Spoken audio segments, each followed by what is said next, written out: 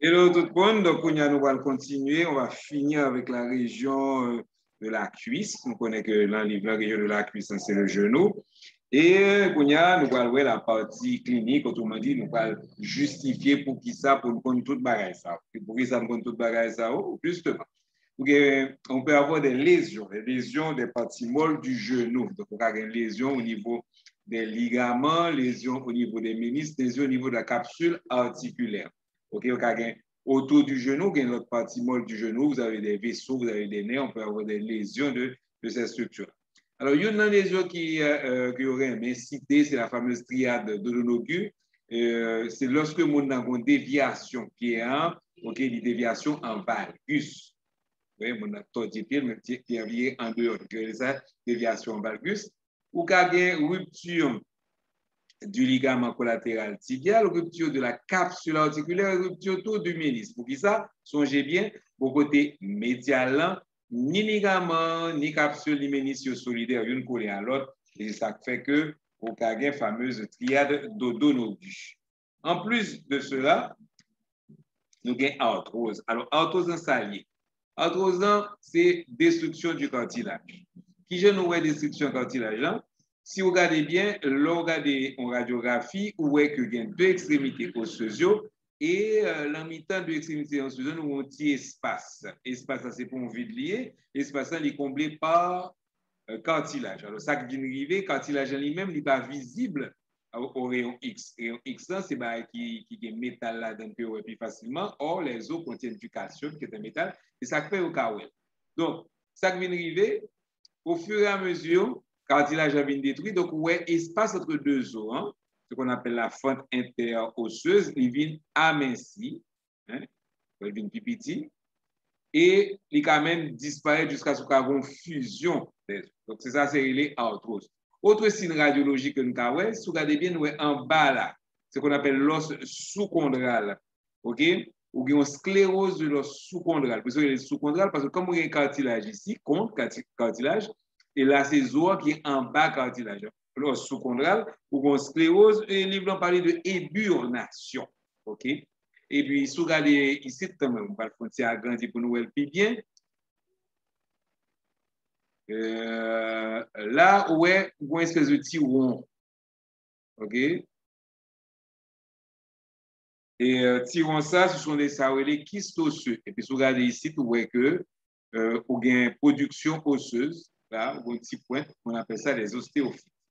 Donc, diminution ou bien amincissement de la fente articulaire, OK, avec production d'ostéophytes, sclérose sous-chondrale ou éburnation sous-chondrale, avec les géodes. OK, ça, ça les signes radiologiques de l'arthrose. Alors, qui ça fait arthrose? Une principale cause d'arthrose, c'est l'âge. Donc, l'articulation, la vie de l'articulation finit en arthrose. Ça, c'est normal, c'est l'âge. Mais il y a notre bagage, si vous faites trop sport, mais si vous ne faites pas suffisamment sport, OK, si ou trop gros, si vous faites un accident, tout ça, ce sont des causes de l'arthrose.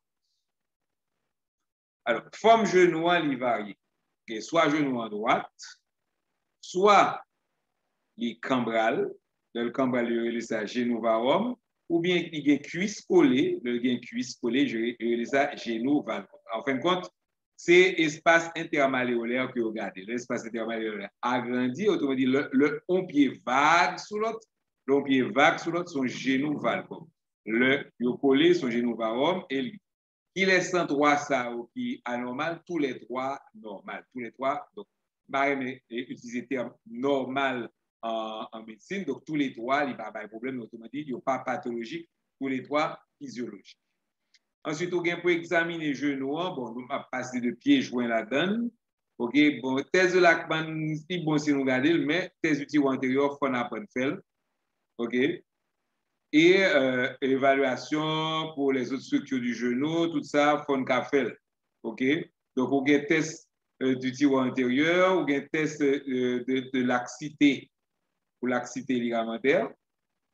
Et puis, toute l'autre bagaille que vous démontrez dans le cours et que dans Powell, dans l'examen du genou, si vous regardez dans, sur page, si vous regardez bien, sur la page, ma page, pas ma page, non, ma chaîne YouTube. On va prendre tout bagage. Donc, je reprends parce que Souria a quelques petits problèmes. Donc, vous avez un test pour l'instabilité antérieure, vous avez un test de Lachman, mais ça, si nous ne sommes pas faire de problème, mais ça, plus simple, c'est test du tiroir antérieur. OK? Ensuite, nous avons l'autre test du ressaut, et surtout test du tiroir postérieur pour l'instabilité postérieure. OK? Donc, test du tiroir antérieur, test du tiroir postérieur, ça, fond qu'on fait. Et puis, vous avez un test pour évaluation des structures latérales et médiales, postérolatérales, mobilité fémoro-patellaire, OK, présence d'un épanchement, tout ça que nous faisons pendant le courant, pas de problème. Il y a tout ça qui est écrit, il y a tout ça dans ma chaîne YouTube. Donc, ou qu'à faire des recherches plus avancées, il n'est pas réellement possible en Haïti, radiographie ou bien imagerie. Bon, en Haïti, on a fait imagerie.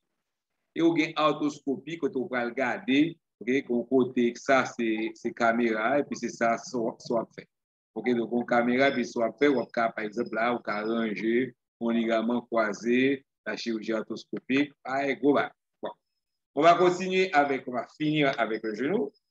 Et ça que nous parler, c'est articulation tibiofibulaire. Articulation tibiofibulaire sont articulations synoviales. Ça veut dire que vous avez deux surfaces articulaires recouvertes de cartilage, le tout enfermé dans une capsule articulaire renforcée par les ligaments. Comme ce n'est pas en gros, c'est pour une articulation portante, il pas fait gros effort, il y a deux ligaments simplement. Ligament antérieur et ligament postérieur. Et puis, il y a quelques petits mouvements, OK? Mouvement de cisaillement. Et après ça, nous avons la fameuse fausse poplité. Donc, la fausse poplité, c'est le genou en arrière. OK? Et son zone de transition entre sactélin puissant qui a traversé le genou, toute sactélin puissant qui a traversé le genou, est passé à l'arrière, c'est la fausse poplité. Alors, comme dans toutes les fosses, dans tous les espaces, ou bien même plan. Premièrement, il faut limiter l'espace-temps. C'est-à-dire qui ça quand dedans, qui ça quand dehors, qui ça quand bas, tout bagaille, qui ça quand fond et le toit. Et puis après ça, l'on finit bien limitant, il faut parler de contenu qui ça là. Donc, nous allons commencer avec limite. Donc, en haut, regardez bien, vous avez deux muscles. Ici, ouais, chef latéral, chef médial. Ici, vous êtes en dedans et là, vous êtes en dehors. Donc, vous avez deux muscles, semi-membraneux, semi-tendineux. Regardez bien, semi-tendineux, il bon tendon, tandis que semi-membraneux, il a un qui pilage. Donc, semi-tendineux et semi-membraneux, ils vont le faire la limite de la fausse mobilité qui sont losanges. Donc, il y a 1, 2, 3, 4 côtés. OK? Ici, on va regarder les côtés supéro-médial, qui est donné par les tendons des muscles semi-tendineux et semi-membraneux. Ensuite, on a le côté supéro-latéral, qui est donné par le chef long, OK, du biceps. Partie inférieure, on a côté inféro-médial, qui est donné par le chef médial du muscle gastrocnémien. Et le côté opposé, où il y a deux structures, le muscle plantaire et le chef latéral du gastrocnémien.